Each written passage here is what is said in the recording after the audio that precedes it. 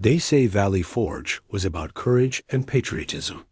But during that brutal winter of 1777 to 1778, it was something else entirely. 19 foods so ingenious they kept 12,000 starving soldiers alive when Britain expected them all to freeze or desert. Picture this. It's February 1778. Your shoes are gone. Your feet are wrapped in rags. You haven't eaten meat in 6 days. Snow is red with blood from bare feet.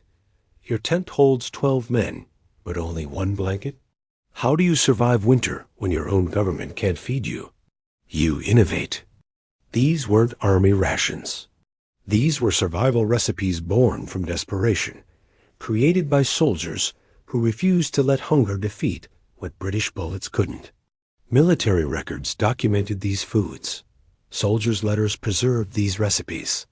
Today, I'm taking you back. When cooking wasn't about taste, it was about staying alive until spring. Stay with me. These 19 forgotten recipes tell Valley Forge's real survival story. Number 1. Fire cake. When flour ran out, but soldiers needed anything to fill their stomachs, they created bread so simple it could be made without ovens, yeast, or hope. Flour and water transformed into survival itself. Fire cake provided calories when every other food source failed during Valley Forge's darkest days. December 1777, when supply wagons stopped arriving.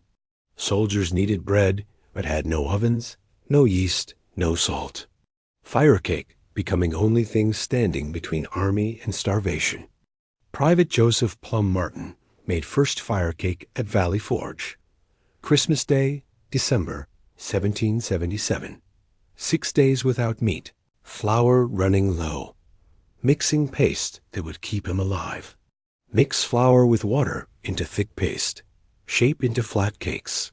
Cook directly on hot stones or fire coals. No rising, no seasoning. Just survival. During supply crisis, fire cake prevented mass desertion. Minimal ingredients meaning sustainable production. Simple preparation meaning every soldier could make it. Army surviving on flour-water paste. Gray cakes emerging from fire. Charred exterior, doughy interior. Taste irrelevant when alternative was starvation. Martin's fire cake recipes spread tent to tent. 12,000 soldiers making paste bread daily. Flour and water keeping Continental Army alive through winter. Every bite carried message. Survival requires no seasoning. Bread needs no yeast when hunger is this real. Army marshes on flour-water paste. Number 2. Pepper pot soup. When Washington desperately needed something to boost morale before soldiers mutinied, a Philadelphia cook created a soup so good that it actually made starving men want to keep fighting. Miracle soup emerged from scraps and spices. Pepper pot combined whatever meat existed with Philadelphia peppercorns, creating warmth that fed both body and spirit. January 1778, when morale collapsed and desertion threatened Army's existence. Washington needed food that tasted like hope. Pepper pot arriving from Philadelphia like liquid reinforcement. Christopher Ludwig, Army baker, made pepper pot for officers' mess. New Year's Day, January 1778. Washington tasting it, ordering distribution to troops. One meal changing Army spirit. Combine any available meat scraps with water. Add black pepper liberally. Vegetables if available. Simmer until thick. Pepper's heat creating illusion of substance. During mutiny threats, pepper pot restored morale. Spicy warmth meaning something beyond mere survival. Rich flavor reminding soldiers why they fought. One soup preventing Army collapse. Dark broth steaming with pepper heat. Thin liquid tasting richer than it was. Psychological nourishment as important as physical. Ludwig's pepper pot became Valley Forge legend. Soldiers requesting pepper soup during worst days. One recipe keeping Army together through crisis. Every spoonful carried message. Sometimes flavor matters as much as nutrition. Hope tastes like black pepper. Army survives on morale as much as calories. Number 3. Tripe soup. When soldiers were too weak to hunt and livestock was long gone, they discovered that the parts butchers threw away contained the nutrition that kept men marching. Discarded organs became life-saving protein. Tripe soup extracted nutrition from what civilians wouldn't eat, providing sustenance when muscle meat was impossible luxury. January 1778, when last cattle were slaughtered for officers' rations. Enlisted men needed protein from what remained. Stomach linings and intestines becoming salvation. Sergeant William Brown organized tripe collection. Valley Forge, January 15, 1778. Officers discarding organs, enlisted men starving.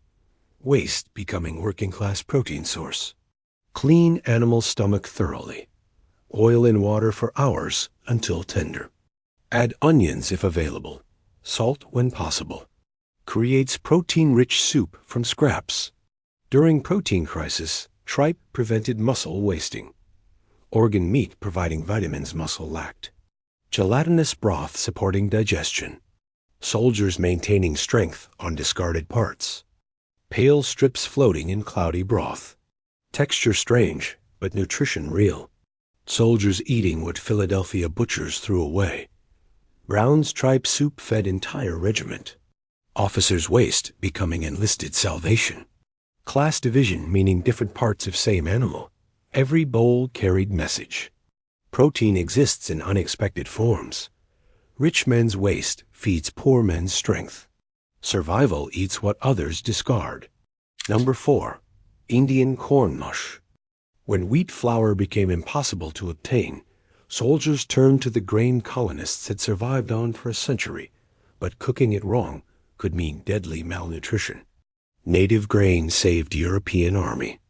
Indian corn mush provided complete nutrition when prepared correctly, preventing pellagra that killed men who ate corn alone. December 1777, when wheat shipments stopped completely. Army needed alternative grain immediately. Corn available, but most soldiers didn't know proper preparation. Native American guide taught technique to Captain Benjamin Harrison.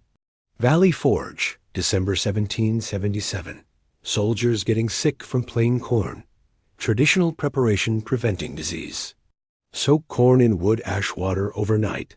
Nixtamalization. Rinse thoroughly. Boil until soft.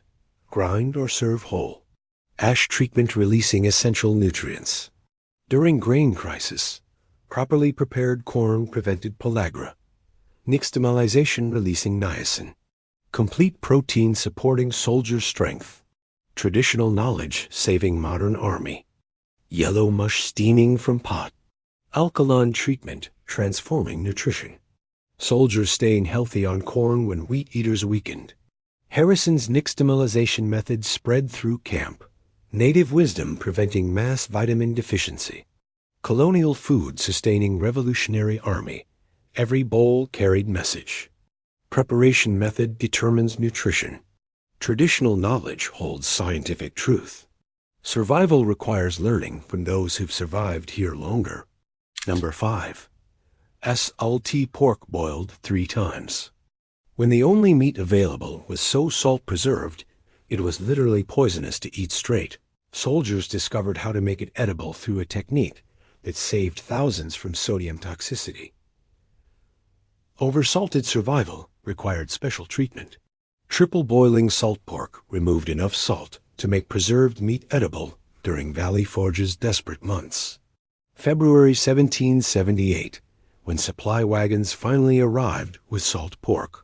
Soldiers celebrating until first bites. Salt content so high it caused vomiting. Method needed immediately.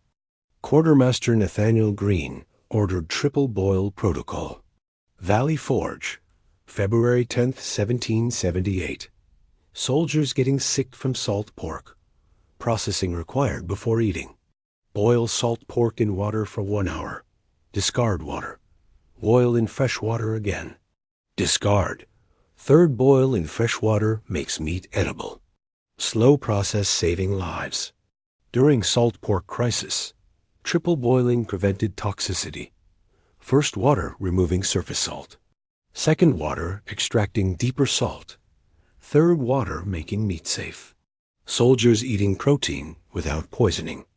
Pink meat emerging less salty, each boiling. Water turning cloudy with extracted salt. Edible protein requiring patience and water. Green's protocol became standard procedure. Every regiment boiling pork 3 times. Time-consuming process, meaning difference between protein and poison. Every piece carried message. Preservation salt must be removed before eating. Patience transforms poison into nutrition. Survival boils 3 times. Number 6. Spruce beer. When scurvy began killing more soldiers than British bullets, a beverage made from tree branches became the medicine that kept the Continental Army from collapsing from within.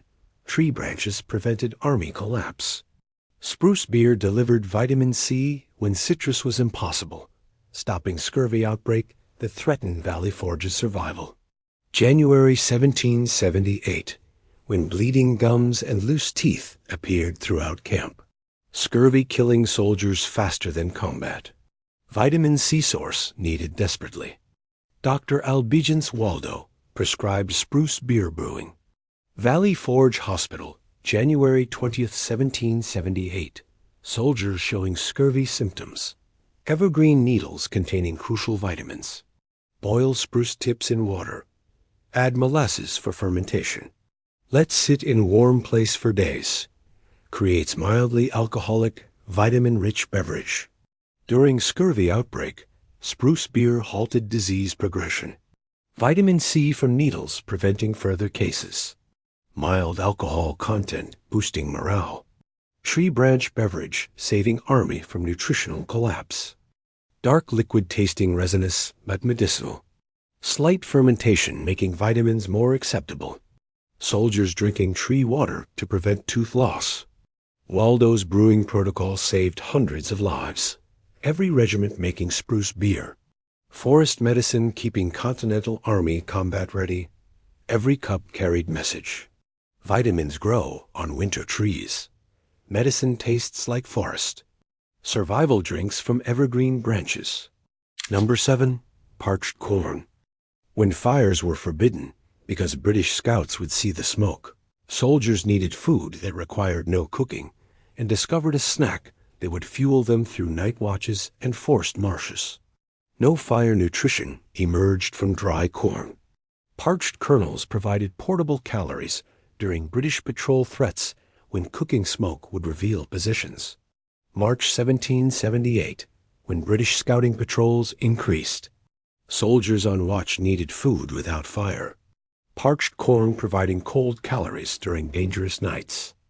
Sergeant Thomas Paine developed cold food protocol. Valley Forge picket line, March 1778. British patrols hunting Continental positions. Silent eating required for survival. Heat corn kernels in pan until they pop and brown. Let cool completely. Carry in pockets. Eat while on watch. No fire smoke revealing position. During patrol season, parched corn enabled silent eating. Crunchy texture satisfying.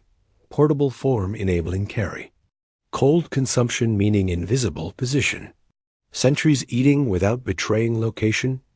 Golden kernels crunching between teeth. Nutty flavor from roasting. Soldiers eating in darkness without British noticing. Paine's parched corn became standard picket ration. Every night watch carrying pockets full. Corn keeping soldiers fed without revealing army position. Every kernel carried message. Sometimes silence matters more than warmth. Portable food enables mobile warfare. Survival eats cold in darkness. Number 8. Hasty pudding.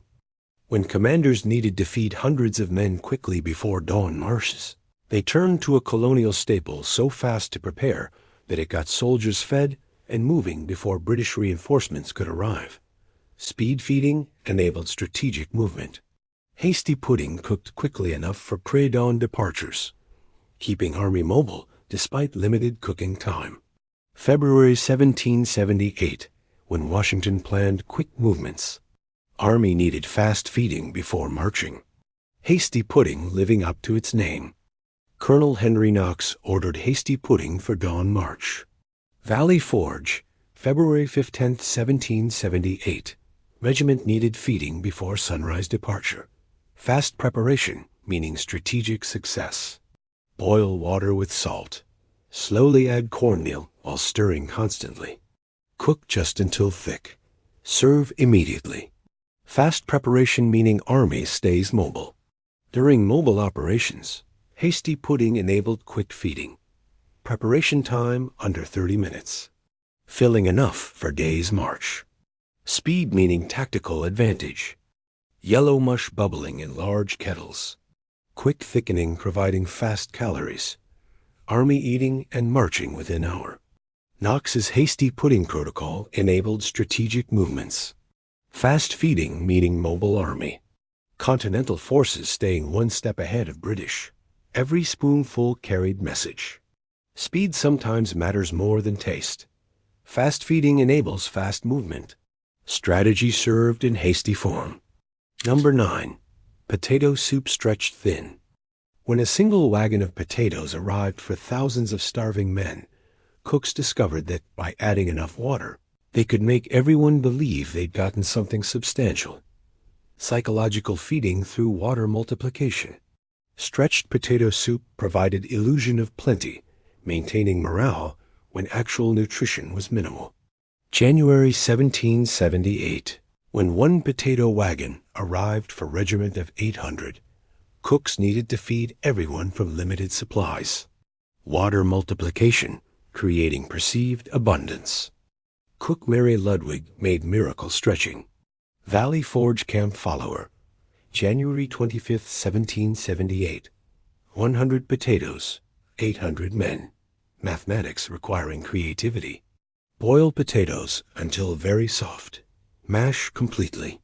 Add water gradually until thin soup consistency. Season heavily. Creates impression of substantial meal from minimal ingredients.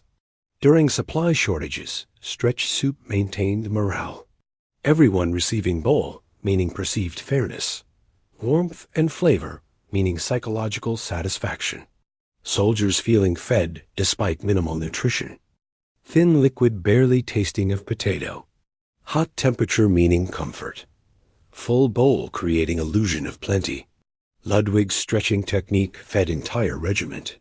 Mathematical impossibility becoming psychological reality. Soldiers satisfied with water that tasted like potato. Every bowl carried message. Sometimes perception matters as much as reality. Fairness requires everyone getting something. Survival stretches potatoes through mathematics. Roasted root vegetables. When soldiers were ordered to forage for anything edible, they discovered that the frozen ground still held vegetables that colonial farmers considered weeds, and roasting them in embers made them surprisingly good. Wild foraging saved organized army. Roasted roots provided vitamins when cultivated vegetables were impossible. Soldiers learning to see forest as grocery store. February 1778, when foraging became daily necessity. Soldiers needed to identify edible wild plants. Winter roots providing unexpected nutrition. Private James Monroe led foraging parties. Valley Forge Woods, February 1778. Soldiers finding wild carrots, parsnips, turnips. Forest floor yielding hidden vegetables. Dig roots from partially frozen ground. Bury in fire embers until tender. Brush off ash. Eat hot. Wild vegetables providing essential vitamins. During foraging period, roasted roots prevented vitamin deficiency. Wild plants providing nutrition cultivated gardens couldn't. Foraging knowledge becoming survival skill. Army eating from Pennsylvania forest. Dirt-covered roots transforming in fire. Sweet flavors emerging from roasting. Soldiers finding food where civilians saw nothing. Monroe's foraging protocol taught entire army. Urban soldiers learning rural survival. Forest becoming Revolutionary Army's pantry. Every root carried message. Food grows wild even in winter. Roasting reveals hidden sweetness. Survival digs for forest nutrition. Number 11. Dried bean soup. When fresh food was a memory and soldiers needed protein that would last through the entire winter, dried beans became the foundation of nutrition, but cooking them in freezing temperatures required tricks that meant the difference between food and hard rocks. Long-lasting protein required winter technique. Dried beans provided protein through entire winter when prepared correctly despite freezing temperatures. December 1777, when winter storage became critical. Army needed protein that wouldn't spoil. Dried beans surviving months but requiring special cooking. Quartermaster Christopher Marshall distributed beans. Valley Forge, December 1777. Soldiers receiving dried beans, many not knowing winter cooking technique. Soak beans near fire overnight. Keep water from freezing. Cook low and slow for many hours. Add salt if available. Patience required for edible beans. During winter, beans provided reliable protein. Long cooking breaking down fibers. Slow heat preventing burning. Proper soaking meaning digestible nutrition. Army eating protein that survived storage. Brown beans softening in large kettles. Hours of cooking creating creamy texture. Protein sustaining Army through coldest months. Marshall's bean protocol fed thousands. Storage stable protein meaning long-term planning. Continental Army eating beans from December through March. Every bean carried message. Protein requires patience in preparation. Dried food survives winter storage. Survival soaks overnight before cooking. Number 12. Bark bread. When even flour ran out and soldiers faced literal starvation, they learned from Native Americans that certain tree bark could be ground into flour, and the bread it made was actually nutritious enough to prevent the deaths everyone expected. Tree bark prevented mass starvation. Inner bark bread provided emergency calories when every grain source failed during Valley Forge's worst weeks. February 1778, when flour supplies completely exhausted. Army facing starvation within days. Native guide teaching tree bark grinding. Lenape guide taught technique to desperate soldiers. Valley Forge, February 20th, 1778. No flour for 5 days. Soldiers learning to eat trees. Strip inner bark from pine, elm, or basswood trees. Dry thoroughly. Grind into powder. Mix with any available flour. Bake into dense bread. During flour crisis, bark bread prevented starvation deaths. Inner bark providing calories from trees. Mixed with remaining flour making edible bread. Emergency food keeping Army alive through crisis week. Dense bread tasting of forest. Texture rough but filling. Soldiers eating trees to prevent death. Native wisdom saving European Army. Bark bread feeding hundreds during crisis.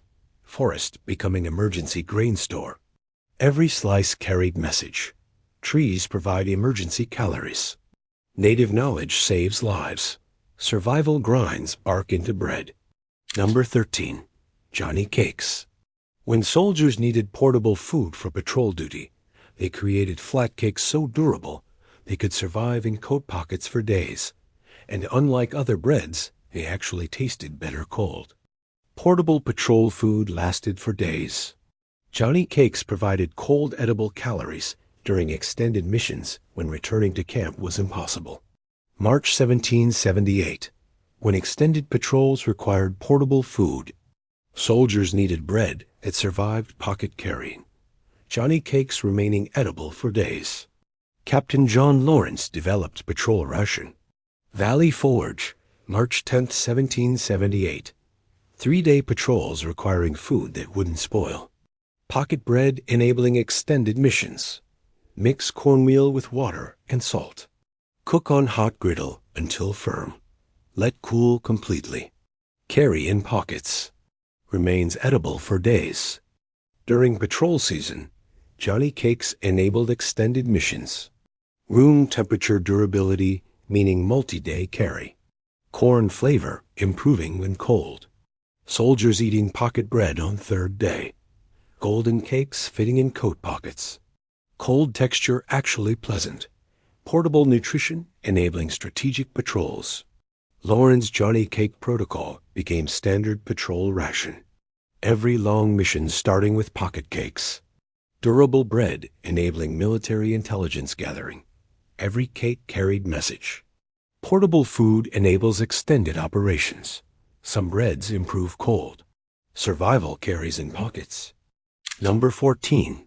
Bone broth. When meat was gone, but bones remained, soldiers discovered that boiling bones for days extracted nutrients that kept them alive, and the gelatin that formed when it cooled was so valuable that soldiers traded it like currency. Skeleton extraction provided hidden nutrition. Bone broth released minerals and gelatin that prevented malnutrition when muscle meat was impossible luxury. January 1778, when last meat was consumed, but bones remained. Army needed nutrition from what was left. Bones revealing hidden value. Cook Mary Ludwig boiled bones for days. Valley Forge, January 1778. Meat gone, but skeletons remaining. Extended boiling extracting remaining nutrients. Place all bones in large pot. Cover with water. Simmer for 3 full days. Skim fat. Let cool until gelatinous. Provides concentrated nutrition. During bone broth period, extracted gelatin prevented malnutrition. Minerals supporting bone health. Collagen providing protein. Gelatinous consistency, meaning concentrated nutrition. Army eating skeleton remains. Dark broth turning to jelly when cooled. Sticky gelatin indicating successful extraction. Soldiers eating 3-day bone liquid. Ludwig's extended boiling fed hundreds. Bones yielding nutrition after meat was gone. Skeleton becoming valuable as muscle had been. Every spoonful carried message. Nutrition hides in bones after meat is gone. Gelatin indicates successful extraction. Survival simmers for 3 days. Number 15. Dried pumpkin rings. When fall's harvest needed to last until spring, soldiers learned that slicing pumpkins into rings and drying them created portable nutrition that could be carried on marches and rehydrated months later.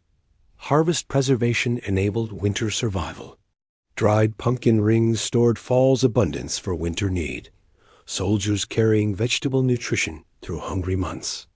November 1777, when fall pumpkins needed preservation. Army required storage method lasting months.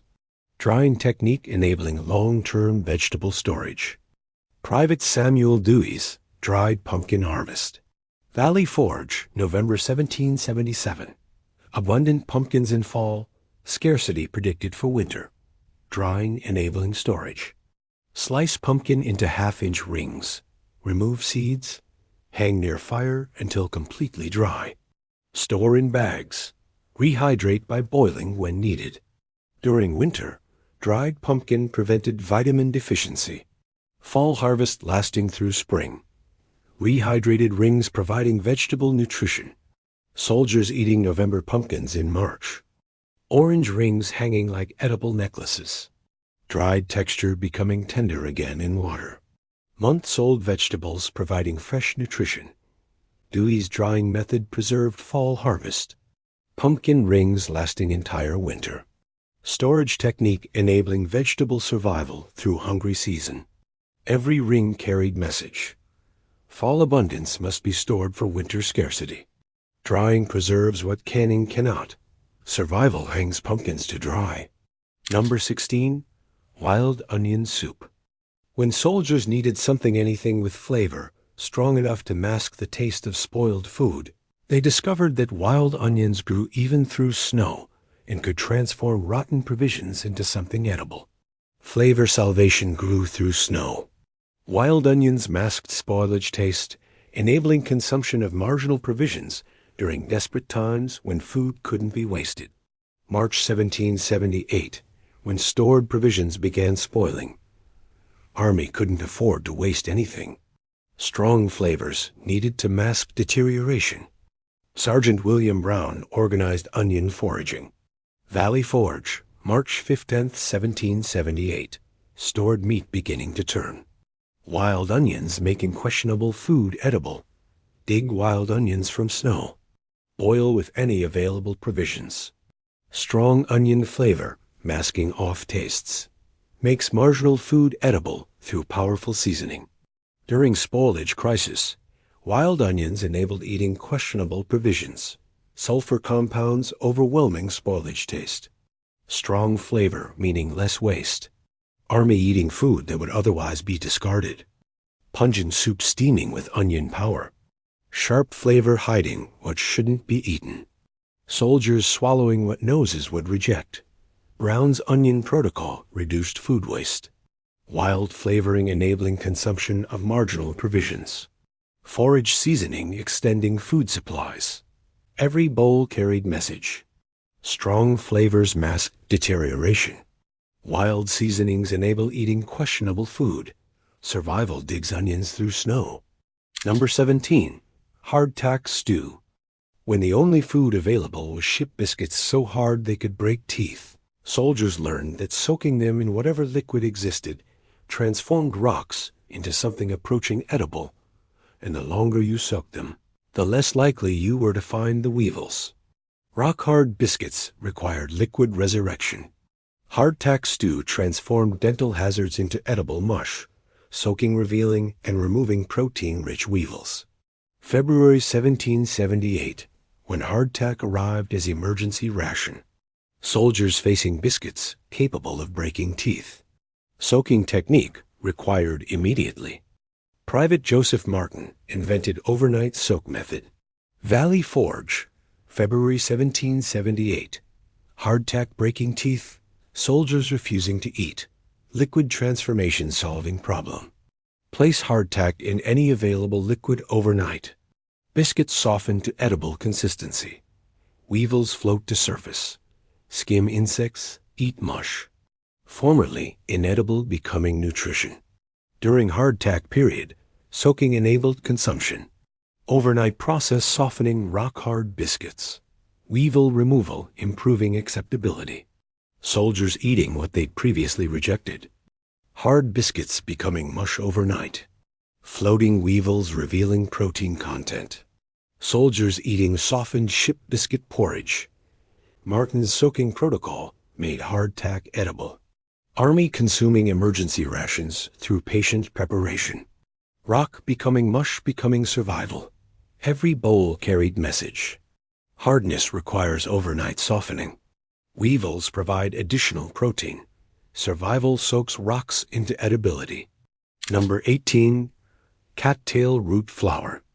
When foraging parties needed to find calories in frozen marshes, they learned from locals that cattail roots could be processed into starch that stretched precious flour supplies and tasted surprisingly similar to potatoes. Marsh roots extended grain supplies.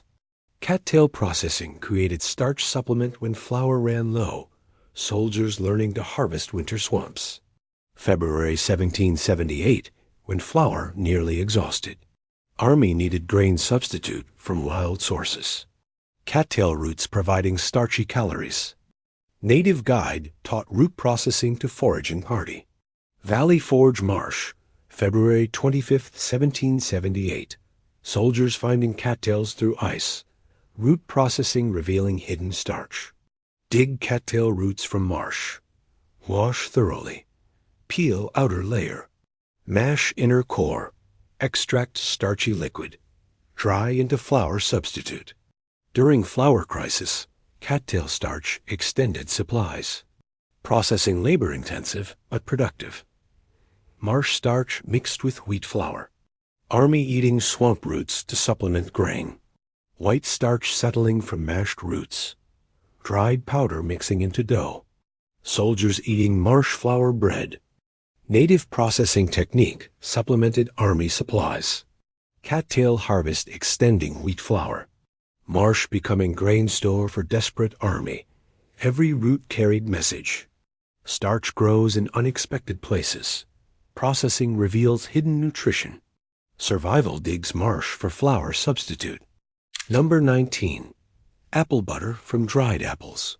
When Washington needed something sweet to trade for fresh supplies from local farmers, soldiers created a preserve so valuable that Pennsylvania Dutch families would exchange eggs, milk, and flour for jars of it, making sweetness more valuable than currency. Sweetness became revolutionary currency. Apple butter traded for necessities when continental dollars were worthless. Soldiers learning sweetness had trading value. March 1778, when paper money bought nothing. Army needed trade goods for civilian supplies. Apple butter becoming better currency than government script. Quartermaster Nathaniel Greene organized apple butter production. Valley Forge, March 20th, 1778. Civilians refusing worthless continental dollars. Sweetness trading for necessities. Cook dried apples until soft. Mash thoroughly. Add molasses or honey.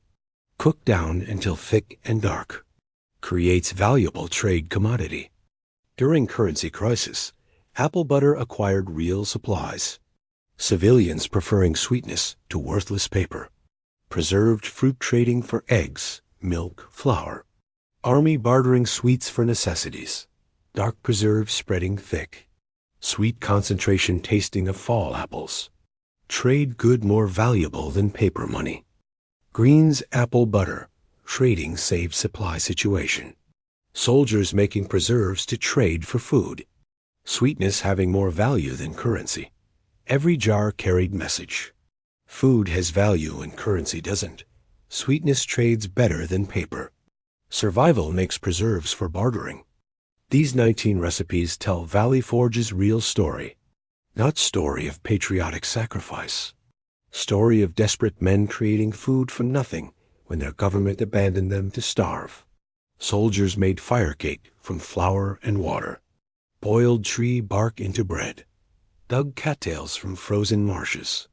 Ate what civilians discarded. Survived on creativity when supply wagons didn't arrive. These recipes survived because they worked. Because they required almost nothing to make. Because they used what existed. Because they kept 12,000 men alive through winter that should have ended the revolution. This isn't just military history. This is human determination. When everything else fails, we still find ways to eat. That's survival. That's revolution. That's refusing to surrender to hunger. If these stories touched you, share this video. Subscribe to keep Valley Forge survival wisdom alive, because some recipes changed history. Some meals saved revolutions. Some hunger transforms into freedom. Valley Forge cooking. Revolutionary survival. Independence served one fire cake at a time.